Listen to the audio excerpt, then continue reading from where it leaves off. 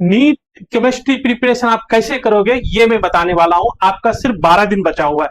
लगभग 100+ most expected question हमने YouTube channel में डालने के बाद, इतना एनालिसिस करने के बाद समझ में आया तो कैसे आपको प्रिपरेशन करना चाहिए। तो आज मैं क्वेश्चन सोल्व करके आपको दिखाऊंगा, जो कुछ क्वेश्चन सोल्व करके जो किस टॉपिक से ज्यादा आ रहा है, किस तरह के क्वेश्चन आने वाला है, तो ये मैं दिखाने वाला हूं। आप एक बार देखो तब समझ में आएगा जो ये 12 दिन में आपको क्या करने के लिए क्या करना है। तो मोस्ट एक्सपेक्टेड क्वेश्चन जो हम लोग रीनीट के जो अभी भी डाले हैं यूट्यूब चैनल में, आप देख सकते हो।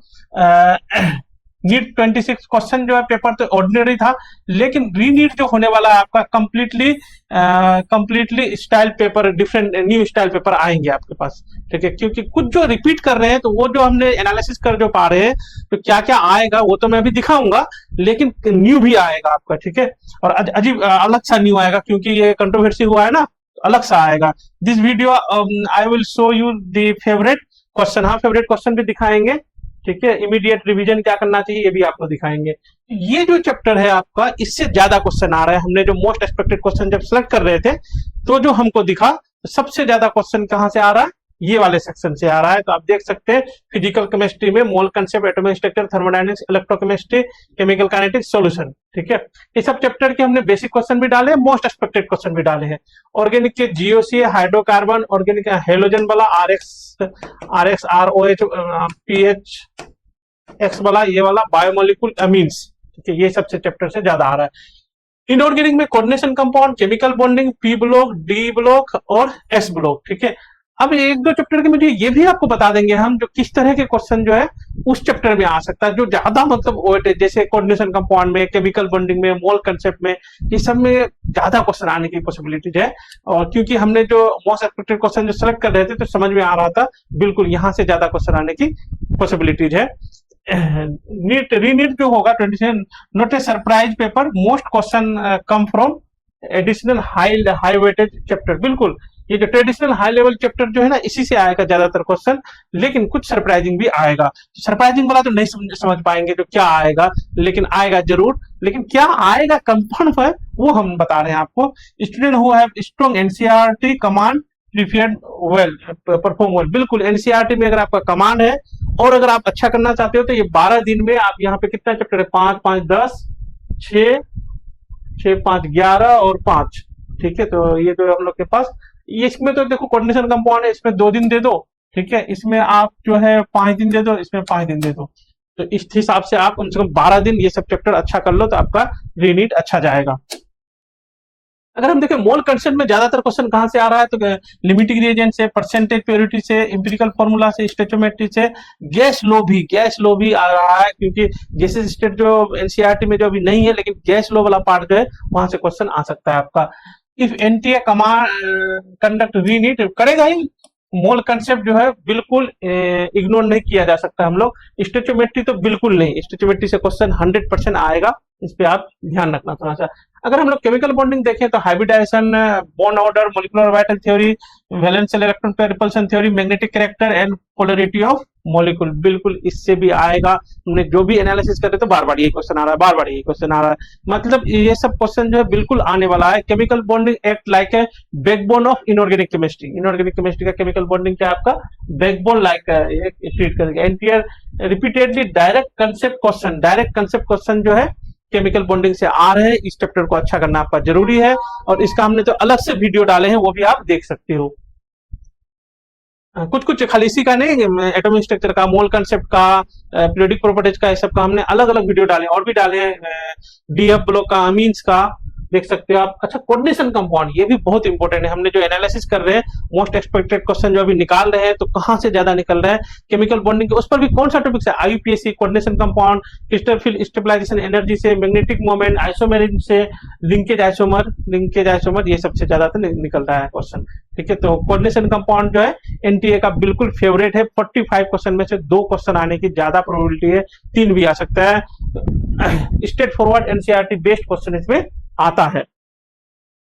और जीओसी, हाँ जीओसी बिल्कुल, जीओसी एंड रिएक्शन मैकेनिज्म, इसको अगर देखोगे तो स्टेबिलिटी ऑर्डर बिल्कुल, एसिडिटी बेसिसिटी ऑर्डर, ये सब ठीक से आप करके जाओ। इंडक्टिव इफेक्ट हमने वीडियो में भी एसिडिक स्टेबिलिटी ऑर्डर भी डाले हैं, रेजोनेंस इफेक्ट ये भी, रिएक्शन मैकेनिज्म, कार्बोकेटाइन स्टेबिलिटी, ये आप देख के जाओ। सारे वीडियो अगर आप करके जाओगे ना तो डेफिनेटली क्वेश्चन जो है आपका पकड़ा जाएगा।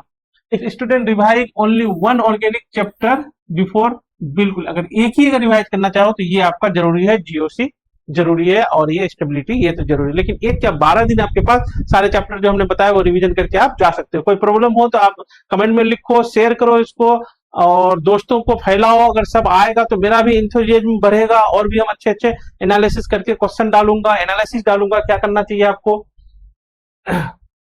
तो 3 to 5 एक्सपेक्टेड क्वेश्चन, ये देखो ये क्वेश्चन जो हमने जो लाए हैं, तो देखो ये क्वेश्चन आप जो है वहां करने में दिक्कत होगा। 10 ग्राम क्या है हम लोग का पास, 10 ग्राम मिक्सचर Na2 कार्बोनेट बाइकार्बोनेट है और इसको एक्सेस ऑफ HCl से रिएक्ट करा रहे हैं तो 2.24 CO2 मिल रहे हैं। तो बताओ दी Na2CO3 कितना है, 10 ग्राम में से Na2CO3 कितना है और NaHCO3 कितना है। तो Na2CO3 के बारे में पूछा है, कैसे करोगे ये क्वेश्चन, थोड़ा सा अजीब सा है, डिफिकल्ट भी है ये क्वेश्चन। तो मोल कंसेप्ट में 2-3 क्वेश्चन आएगा ना तो एक डिफिकल्ट कर देगा, एक इस तरह का क्वेश्चन कर सकता है। कैसे करोगे इसको, हम लोग यहाँ पे लिखोगे, यहाँ पे Na2CO3 प्लस HCl जो लिखोगे यहाँ पे 2 मोल होगा, बन जाएगा H2O plus CO2, H2O plus CO2 plus NaCl, ठीक है। तो और ये है आपका बैलेंस भी है। तो इसका मान लो m ग्राम, तो इसका मोल कितना हो जाएगा, इसका मोलिकुलर मास 106 होते हैं, 1/m/106। तो इसका मोल कितना बन जाएगा, इतना ही बन जाएगा, m/106 मोल बन जाएगा। दूसरा रिएक्शन जो हम लोग किसका लिखोगे, NaHCO3 का, ठीक है।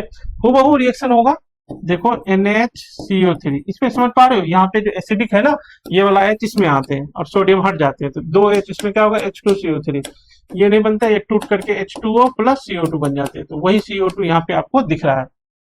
उसी तरह से इसमें भी होगा प्लस HCl, लेकिन हाँ HCl 1 मोल खर्च होगा यहाँ पे। यहाँ से HCl का भी अमाउंट पूछ सकता है, ठीक है, इसका मोल बता दिया, इसका मोल बता दिया, तो HCl का कितना मोल खर्च होगा ये भी पूछ सकता है। क्वेश्चन बहुत इंपॉर्टेंट है, HCl का अमाउंट पूछना भी। बन जाएगा हम लोग के पास NaCl plus H2O plus CO2 बन जाएगा, दोनों ये कितना मास होगा, 10 माइनस होगा, बाकी 10 माइनस m ग्राम ये मास होगा। इसका मोलिकुलर मास देखना 84 होगा, ठीक है। तो बस इसका मोल कितना होगा यहाँ पे CO2 का, 10 माइनस m, इसके मोल के इक्वल है यहाँ पे भी 10 माइनस m/84। तो टोटल मोल ऑफ CO2 कितना हो गया, टोटल मोल ऑफ CO2 कितना हो गया, इधर देख लो हम लोग m/106 plus m/m minus, sorry 10 minus m है, हाँ 10 minus m divided by 84 equal total mole किसका है, इसका CO2, और CO2 का मोल कितना हो जाएगा यहाँ पे 2.24 लीटर है तो 0.1 मोल हो जाएगा, ठीक है। तो देखो एक इक्वेशन है, एक अननोन है, m का वैल्यू यहाँ से निकालोगे ये हम लोग का आंसर हो जाएगा। आंसर इसका जो आता है, इसका आंसर 5.3 आता है शायद, ठीक है, एक बार आप देख लेना 5.3 या 6.4 आता है, करके देखना, ठीक है, जितना भी आता है हो जाएगा। नेक्स्ट क्वेश्चन देखो, bone order of O2 plus, O2 plus का बोन ऑर्डर कितना हो जाएगा, 15 इलेक्ट्रॉन, 15 इलेक्ट्रॉन का हम लोग शॉर्ट तरीका भी बताए थे केमिकल बॉन्डिंग का, 8, ठीक है, 6, 8 6 14 1 15, तो 6 माइनस 2 2.5 हो जाएगा, 2.5 आंसर हो जाएगा, 6 माइनस 1/2 2.5। इसका नाम क्या होगा, K3CN6 प्लस पोटेशियम, ठीक है, पोटेशियम, उसके बाद हेक्सा पोटेशियम और ऑक्सीडेशन +3 है तो +2 वाला को तो हटाओ, +3 है यहाँ पे, देखो +3 यहाँ, +3 है तो -6 है यहाँ पे। पोटेशियम हेक्सा साइनाइड कोबाल्ट 3, बस पहला ही आंसर है इसको। ये देखो पोटेशियम ट्राई नहीं है, हेक्सा है, तो ये डी आंसर नहीं है। ये देखो ये क्वेश्चन आप करके देखो, आपको लगेगा जो अजीब सा क्वेश्चन है सर ये क्वेश्चन ही गलत है, नहीं, the correct order of basicity is NH3 1 degree 2 degree 3 degree. अगर यही बेसिसिटी है तो ये किसने कहा ये बेसिसिटी है, ये कहा आपका स्टेरिक हिंडरेंस आंसर होगा, स्टेरिक हिंडरेंस के हिसाब से ऐसे होता है। लेकिन नहीं, अगर बेसिक पूछता ना ये अगर इतने रहता तो इसमें क्या होगा, हम लोग का आंसर 2 डिग्री होगा, ठीक है, फिर यहाँ पे होगा 3 डिग्री, फिर होगा 1 डिग्री, फिर होगा अमोनिया, कौन ये अगर क्या है R, यहाँ अगर मिथाइल है तो R सब नहीं, इथाइल है, CH2 CH3 इथाइल है तो अगर मिथाइल होने से होता है 2 डिग्री 1 डिग्री, फिर आगे आ जाता है, छोटा है तो छोटा डिग्री 3 डिग्री NH3। तो यहाँ पे ये क्या है, R इक्वल टू CH3 है, ये वाला होता है आपके पास। तो यहाँ पे क्या है ना, ये क्यों होते, तो बहुत बड़ा इफेक्ट होते हैं, बहुत सारे इफेक्ट होता है, आई इफेक्ट होता है, हाइड्रेशन होता है, स्टेरिक हिंड्रेंस होता है, रेजोनेंस होता है, सब होता है। लेकिन ये वाला अगर पूछे तो ये क्यों हुआ, तो क्योंकि स्टेरिक हिंड्रेंस या गैस फेज में ये होते हैं। फाइनल प्रिडिक्शन, हाँ तो फाइनल मेरा जो प्रिडिक्शन है आपके लिए, my prediction is simple, if re NEET बिल्कुल होगा, फोकस एनसीईआरटी एंड रिवाइज, ये चैप्टर आप रिवाइज करो। नहीं तो वहां पे हमने कितना चैप्टर दिए थे, 6, 5, 11 और 5 16 चैप्टर दिए थे, ठीक है। ठीक है, तो वो 16 चैप्टर जरूरी है, अगर उससे भी कम कर पाते हो तो ये चैप्टर जरूरी है। मोल concept, chemical bonding, coordination compound, GOC, electrochemistry, biomolecule, यहाँ पे 3 3 6 दिया है, ठीक है। 12 वहां पे था, यहाँ पे 6 है। कम से कम ये तो आपको करना चाहिए एक दिन में, दो दिन में एक चैप्टर, नहीं तो 12 दिन में 12 चैप्टर जो वहां दिए वो आप 100% करो, करना जरूरी है। These are among the most reliable scoring chapter, बिल्कुल मोस्ट रिलेबल है, मतलब आएगा ही क्वेश्चन यहाँ पे, और स्कोरिंग भी है, ठीक है। किसी को कुछ भी अगर पूछना हो कमेंट करो, ठीक है, मैं आपको रिप्लाई करूंगा। Thank you so much, have a good day, आपका नीट अच्छा जाए।